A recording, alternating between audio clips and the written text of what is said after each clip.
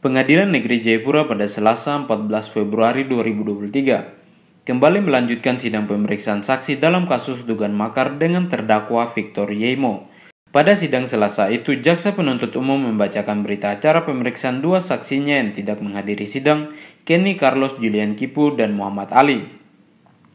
Kipu tidak bisa hadir lantaran sedang sakit, sedangkan Ali telah meninggal dunia. Jaksa penuntut umum Ahmad Kobarubun kemudian meminta majelis hakim mengizinkan JPU membacakan kesaksian Kipu dan Ali dalam berita acara pemeriksaan atau BAP. Permintaan Kobarubun diprotes advokat Koalisi Penegak Hukum dan HAM Papua, Emmanuel Gobay, yang menjadi penasihat hukum Victor Yemo. Gobay menyatakan jika jaksa tidak bisa menghadirkan kedua saksi itu, JPU seharusnya menghadirkan saksi yang lain. Kalau saya baca ini kan bisa langsung kasih tahu. Saya hanya punya beberapa saksi dan itu bisa diproses. Hakim Ketua Matius memerintah Kobarubun tetap membacakan BAP Kipu dan Ali.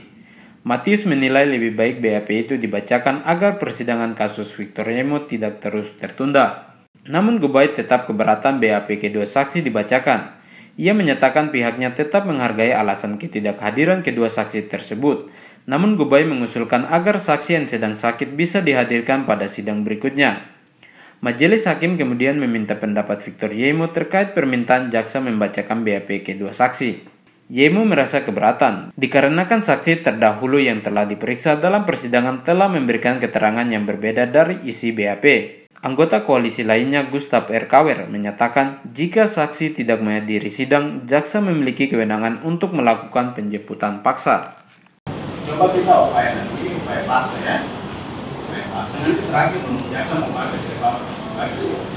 Kobarubun menyatakan telah melakukan pemanggilan terhadap para saksi, akan tetapi para saksi tidak datang ke pengadilan.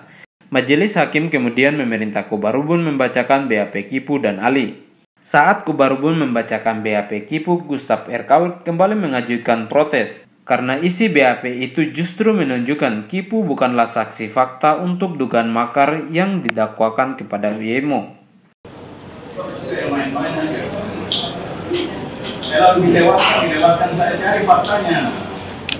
Namun majelis hakim tetap memerintah Kobarubun melanjutkan pembacaan BAP Kipu dan meminta advokat mempercayakan penilaian isi BAP itu kepada majelis hakim.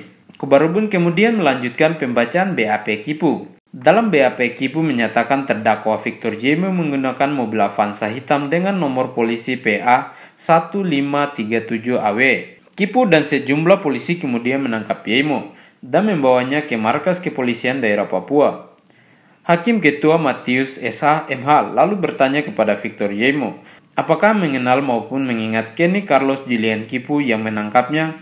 Yemo menyampaikan tidak ingat dan tidak mengetahui Kipu.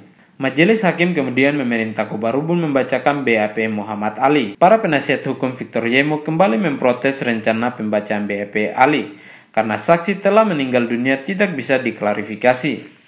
Dalam BAP yang dibacakan Kobarubun, Ali menyatakan setelah masa pengunjuk rasa tiba di kantor Gubernur Papua, beberapa mahasiswa dan Victor Yemo berorasi menurunkan bendera merah putih di tiang bendera kantor Gubernur Papua dan mengibarkan bendera bintang kejora. Ali menyatakan masa itu membubarkan diri setelah bertemu dengan Gubernur Lukas NMB.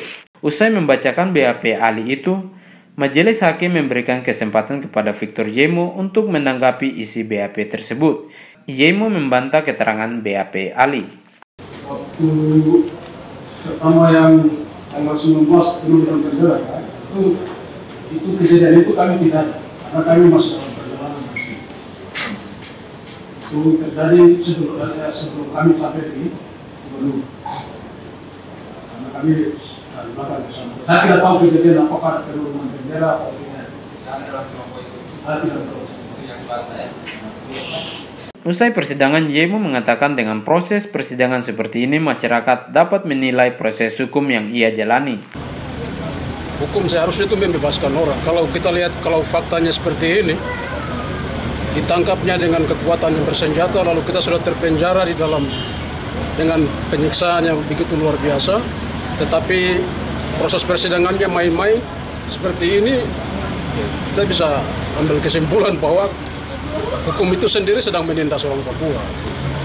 Kalau hukum itu menindas orang Papua ya pantas akan ada perlawanan terus.